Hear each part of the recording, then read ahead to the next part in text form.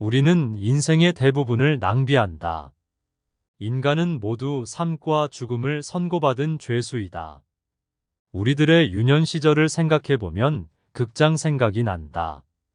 어린이는 자기 앞에 전개될 인생이라는 연극을 눈앞에 두고 있는 것과 같기 때문이다. 아이들은 연극이 재미있을 것이라는 기대에 차 있다. 하지만 연극이 재미있을지 없을지, 웃게 될지, 울게 될지, 무서워하게 될지는 예측이 전혀 불가능하다. 어린이 앞에 전개될 운명 역시 그와 같다. 그 인생이 행복할 것인지 불행할 것인지는 알 수 없으며 예측은 불가능하다. 하지만 한 가지 중요한 사실은 아이는 이미 태어나면서 죽는 날까지 이 세상에서 살도록 선고받은 죄수이며 그 선고받은 내용을 모른다는 점이다. 우리가 알 수 있는 것은 우리들의 생애라는 것이 끝내는 허망하기 짝이 없다는 점을 자각한다는 점이다. 그런 자각은 세월이 흐르고 나이가 들면서 점차 확실해진다. 사람들의 눈높이에 나를 맞추려는 데서 모든 불행이 시작된다. 나는 어쩔 수 없이 나다. 내가 나를 부끄러워하지 않는다면 사람들도 나를 부끄러워하지 않게 될 것이다. 단조롭고 단순함이 행복에 이르는 길이다. 우리를 행복하게 하는 것은 아주 작고 사소한 일을 잘하는 데 있다. 사소하고 작은 일이란 무엇인가? 혼자 책을 읽거나 음악을 듣거나 명상을 즐기고 혹은 꽃을 바라보는 일 같은 것을 말할 수 있다. 일상의 평범한 일 그 자체를 말한다. 우리는 넓은 곳을 바라보기보다 좁은 시야로 바라볼수록 또 행동 범위가 넓은 것보다 좁을수록 더욱 행복을 누릴 수 있다. 우리는 쾌락 대신 지혜를, 행복 대신 깨달음을 추구해야 한다. 세상을 넓게 보면 욕망이 커진다. 시야와 행동 반경이 넓어질수록 욕구가 더욱 발생하고 욕구가 생기면 그것을 이루려는 걱정과 불안이 증가된다. 사람을 많이 만날수록, 친구가 많을수록, 좋아하는 사람이 많을수록 소망과 욕구의 접촉 범위가 커지면서 불행을 자처할 수 있는 기회와 환경이 커진다. 행복해지기 위해서는 의지와 마음의 동요를 적게 해야 한다. 돈이란 바닷물과도 같다. 그것은 마시면 마실수록 목이 말라진다. 돈 빌려달라는 것을 거절함으로써 친구를 잃는 일은 적지만 반대로 돈을 빌려줌으로써 도리어 친구를 잃기 쉽다. 계속해서 다른 사람의 사상만을 받아들 때 자신의 사상은 발전하지 못하고 상상력도 죽어버리는 법이다. 바로 그렇기 때문에 지속적으로 자신의 생각을 키워나가야만 하는 것이다. 다른 사람의 사상을 받아들이기에 급급해. 자신의 생각을 키우지 않는 사람을 볼 때마다 나는 셰익스피어가 동시대인들에게 다른 나라를 보기 위해 자기 나라를 판다고 한 말을 떠올린다. 당신이 다른 사람들의 상황을 부러워하는지는 모르지만 사실 그러한 상황은 그 사람들의 성격에 맞을 뿐이고 당신의 성격에 맞는 것은 아닐 수도 있다. 만일 당신이 그 상황에 놓인다면 자기를 불행하게 느낄 것이고 참는 것조차 거의 불가능할지도 모른다. 우리 인생은 마치 커다란 모자이크와 같아서 가까이에 있으면 제대로 알아볼 수가 없다. 그것이 얼마나 아름다운지를 알려면 그곳에서 멀리 떨어져서 봐야 한다. 우리는 흔히 우리가 갖지 못한 것을 바라볼 때마다 만일 저것이 내 것이라면 얼마나 좋을까라고 생각한다. 그럼으로써 자신의 결핍을 인식하며 불행을 느끼게 된다. 그러나 우리는 그 대신 자신이 소유한 것을 바라보면서 만일 이것을 잃어버린다면 얼마나 고통스러울까를 생각해 봐야 한다. 마음의 동요가 적을수록 고통도 줄어든다. 활동의 영역을 좁히면 마음의 동요를 줄일 수 있다. 그러나 정신적인 활동을 제한한다면 그것은 우리를 권태에 빠지고 만다. 지나친 방탕과 쾌락의 늪으로 끌려 들어가지 않도록 조심하라. 분노나 격정과 같은 격렬한 감정의 혼란을 피하고 정신적인 긴장이 계속되지 않도록 주의하라. 괴로움은 적극적인 마음에서 비롯되고 행복은 소극적인 마음에서 나온다. 마음의 안정과 고요와 평온함은 부산스럽고 바쁜 것으로부터 오는 불행보다 훨씬 낫다. 우리는 성취 뒤에 오는 절망과 허물을 이미 알고 있기 때문에 이런 전제가 가능한 것이다. 작가나 예술가들이 예술 작품을 창작하면서 행복을 묘사할 때 전원적 자연 풍경과 고유함과 아름다움을 그리는 것을 보아도 인간의 행복이 어디서 오는 것인지 잘 알 수 있다. 그들은 행복을 묘사할 때 늘 한적한 시골과 자연 풍경과 의외로움과 고요함을 찬미하고 있지 않은가. 예술가들은 단조로움과 단순함이 행복의 기본적인 조건이라는 것을 잘 알고 있다. 단순하고 단조로운 삶, 그것만이 행복을 누리는 길이다. 결국 인간의 행복과 불행은 마음먹기에 달렸지만 단순하고 단조로움을 견딜 수 있는 사람은 지적인 생활을 감당할 수 있는 정신적 소양을 갖추어야 한다. 그래야만 권태라는 그늘에서 벗어날 수 있다. 개인적인 비밀을 사람들 앞에 드러내지 마라. 개인적인 비밀을 남들에게 얘기할 필요가 없다. 좋은 비밀은 질투를 불러일으키고 나쁜 비밀은 상황이 나빠지면 결국 나에게 약점이 되는 법이다. 따라서 개인적인 비밀은 마음속 깊이 숨겨두어야만 한다. 아무리 친한 친구에게도 객관적인 자기 모습만 보여주는 것이 좋다. 주관적으로 바라보면 친구도 결국 남이기 때문이다. 적에게 알려서 안 될 일은 친구에게도 알리지 말라는 아라비아 격언이 있다. 비밀을 지키면 비밀의 주인이 되지만 비밀을 고백하면 비밀의 노예가 된다. 그리고 평화의 열매는 결국 침묵의 나무에서 열리는 법이다. 말이 많으면 말 실수가 느는 법이다. 과묵한 처세의 근본이란 사실을 우리는 결코 잊지 말아야 한다. 청년기에는 주관이 지배하고 노년기는 사색이 지배한다. 다시 말하면 청년기는 작가로서 알맞은 시기여 노년기는 철학에 적합한 시기다. 실천하는 데 있어서도 청년기는 주관과 인상에 따라 결심하지만 노년기에는 대부분이 사색한 다음에 결정한다. 인간의 육체는 압력이 없어지면 파열된다. 인간의 정신도 고뇌라는 압력이 없어지면 파괴된다. 배가 항해하려면 압력을 가하는 물체가 필요한 것처럼 인간에게도 육체나 정신의 고뇌라는 압력이 반드시 필요한 법이다. 그렇다면 우리가 그토록 벗어버리고 싶은 것들은 사실상 운명처럼 짊어져야 살 수 있다는 결론을 얻을 수가 있다. 만일 우리가 원하는 것마다 만족하고 소원마다 성취되어 땀 흘려야 할 일도 없다면 도대체 뭘 하고 살아야 한단 말인가? 그저 밥만 먹고 하늘만 보면서 그 오랜 세월을 뭘 하면서 산단 말인가? 인간에게는 반드시 개인적, 사회적 고뇌가 필요하고 우리는 그 고뇌를 고통으로 받아들이지 말아야 한다.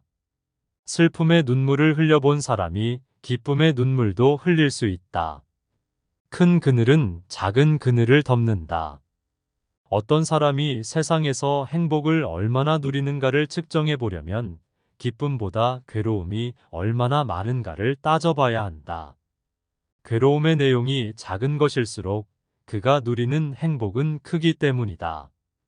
어떤 사람이 아주 사소한 일 때문에 괴로워하는 것은 그가 지금 행복을 누리고 있다는 뜻이다.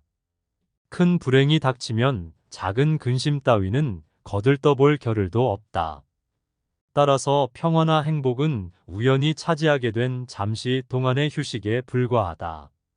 이제 곧 고통과의 투쟁과 맞서야 한다. 그리고 그 고통을 벗어날 때까지는 끝없는 함정이 기다리고 있으므로 지속적인 도전이 필요하다. 인생이란 휴전 없는 고통과의 끝없는 전쟁의 계속이며 행복이나 만족을 느끼는 시간은 극히 순식간에 불과하다. 따라서 우리는 늘 고통과 맞설 무기를 든 채 끝내는 죽어간다는 결론에 이른다. 인생이 행복할 것인지 불행할 것인지는 알 수 없으며 예측은 불가능하다. 자신의 재능을 과시하지 마라. 자기 재능을 크게 과시하는 것처럼 어리석은 사람은 없다. 재능이 뛰어난 사람이 가장 먼저 해야 할 일은 가진 재능을 감추는 위장 가면을 쓰는 일이다. 재능이란 과시하는 순간 공격의 대상이 된다. 어떤 방식으로든 과시를 해서는 안 된다. 상대방에게 나의 월등함을 과시하게 된다면 격렬한 열등감과 분노심을 일으키게 된다. 상대방은 결국 나에게 복수심을 품고 모욕을 주어 안갚을을 하고 싶어 하기 마련이다. 사람은 본뒤 자신과 비슷하거나 자신보다 열등한 사람과 있을 때 가장 큰 편안함을 느낀다는 사실을 잊지 말라. 어릴 때 친했던 친구들과 시간이 지날수록 멀어지는 이유도 이와 비슷하다. 오랜 시간 자신만의 삶을 살며 어릴 때의 친구들과 비슷한 부분이 사라졌기 때문에 점점 멀어질 수밖에 없는 것이다. 그러니 나의 안전을 위해 나의 뛰어난 점을 너무 드러내지 말고 재능을 드러내야 할 때와 숨겨야 할 때를 구분하여 다른 사람을 안심시켜라. 자신이 어떤 슬픔을 겪고 있는지에 대해 말하지 마라. 슬픔은 공유해서 좋을 것이 없다. 기쁨은 나누면 배가 되지만 슬픔은 기쁜 사람도 부정적인 감정으로 물들게 한다. 나의 슬픔을 위로해주지 않는다고 그 사람을 비난하지 마라. 타인 혹은 세상에 절대로 많은 것을 기대해서는 안 된다. 아무리 친해도 결국 타인인 다른 사람에게서 무엇을 더 얻으려 하는가? 결국 인간은 누구나 혼자다. 중요한 것은 혼자 있을 때 그가 어떤 사람인가 하는 것이다. 모든 것에 있어서 결국 인간은 자기 자신에게서 구해야 한다. 약간의 근심, 고통, 고난은 당시 누구에게나 필요한 것이다. 바닥짐을 씻지 않은 배는 안전하지 못하여 곧장 갈 수 없으리라. 결국 인간의 행복과 불행은 무엇으로 자신의 마음을 가득 채우느냐에 달려 있다. 슬퍼하고 좌절하며 인생을 낭비하지 마라. 우리의 슬픔은 대부분 다른 사람들과의 관계에서 비롯되므로 혼자가 되는 것에 익숙해져야 한다. 상대의 생각이나 의견에 반박하지 마라. 다른 사람이 나를 바라보는 시선과 내가 스스로를 바라보는 시각은 틀릴 수 있다. 이러한 불균형 때문에 우리는 자주 고통에 직면하게 된다. 다른 사람과의 관계 속에서 서로를 이해하지 못하거나 오해가 생길 때 우리는 서로를 미워하거나 증오하면서 정신적인 상처를 주고받게 된다. 정반박을 해야 할 때는 반박을 하기에 앞서 그가 그렇게 생각하는 이유가 자신의 이익 때문인지 혹은 어리석음 때문인지를 먼저 간파해야 한다. 우리가 대화를 나누다 보면 나와 반대되는 얘기를 듣거나 가치관이 다른 얘기를 들을 수밖에 없다. 이럴 때 즉시 반박하는 것은 좋지 않다. 왜냐하면 상대가 다른 사람의 말을 듣지 않는 고집불통인 성격일 수도 있지만 그가 당신의 의중을 떠보기 위해서 일부러 반대되는 의견을 내놓는 것일 수 있다. 전자의 경우에는 웃고 넘겨버리면 그만이지만 후자의 경우에는 그 속에 감추고 있는 위험에 대비해야 한다. 건전한 논쟁은 좋은 일이다. 하지만 건전한 이유가 아닌 그저 당신의 속마음을 알아내려는 교활한 속셈을 가진 사람을 대할 때에는 경계심을 풀지 마라. 경계심이라 마음의 빗장을 단단히 걸어두는 것이 지혜롭다. 상대의 인격을 무시하는 말을 하지 마라.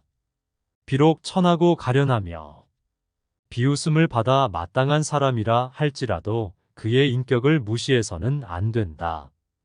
아무리 나쁜 인격자를 만난다 하더라도 그래, 세상에는 저런 존재도 필요하지라고 생각해야만 한다. 오히려 모든 사람들의 인격 속에 존재하는 영원성이나 불멸성을 찾는 것이 필요하다. 모든 사람의 천성은 결코 쉽게 변하지 않는다. 지나치게 관대하고 다정하면 상대방은 무례해진다. 인간은 자신을 찬양하는 사람보다 자신을 경멸하는 사람에게 더 신경을 쓴다. 사람들이 한평생 수많은 위험을 무릅쓰고 땀 흘려 노력하는 원인은 무엇보다도 남들에게 인정을 받기 위해서다. 인정하는 말을 하고 무시하는 말을 하면 안 된다. 인격을 무시하는 공격적인 성향은 언제나 비이성적인 말을 동반한다. 환경이 변하면 이해관계도 변하기 때문에 상대방의 태도나 행위도 달라질 수 있음을 명심해야 한다. 말이나 표정으로 부정적인 감정을 드러내는 것은 무익하고 위험하며 우스꽝스럽고 어리석은 일이다. 인간이란 모두가 똑같다. 그들은 칭찬을 받으면 비록 사탕발림이라는 걸 뻔히 알면서도 흐뭇해한다. 인간의 이런 특성은 이해하기 어려울 만큼 어리석고 무의미하다. 우리가 행복하게 산다는 것은 가능한 한 괴롭지 않게 간신히 견디면서 산다는 뜻이다. 인생은 쾌락을 누리기 위해서 사는 것이 아니라 괴로움을 어떻게 잘 견디는가를 수련하기 위해서 산다고 볼 수 있다. 그렇다면 행복도 마땅히 큰 기쁨과 쾌락을 누린 사람의 몫이 아니라 괴로움을 잘 견뎌낸 사람의 몫이 될 수밖에 없다. 만일 우리가 기쁨과 쾌락을 행복의 목표로 삼는다면 우리는 늘 자기 자신에 대한 불만과 이웃에 대한 시기와 질투로 더 큰 고통에 사로잡힐 것이다. 만일 현재 고통도 없고 권태도 없는 상태라면 당신은 지금 행복한 상태에 있다고 말할 수 있다. 그렇다면 우리는 결국 살아가면서 쾌락과 기쁨을 얻으려고 노력하지 말고 될 수 있는 한 괴로움만 없도록 노력해야 한다. 하지만 대부분의 사람들은 그렇게 하지 못하기 때문에 더욱 불행해지는 것이다. 현명한 사람들은 쾌락을 추구하지 않기 때문에 절망에 빠지는 일이 없다. 우리는 삶에서 행복과 쾌락에 대한 기대와 희망이라는 미끼에 걸려 하루하루를 살아가지만 바로 행복이나 만족이나 쾌락의 추구를 단념해야 한다. 큰 불행을 피하는 가장 확실한 방법은 행복을 추구하지 않는 것이기 때문이다.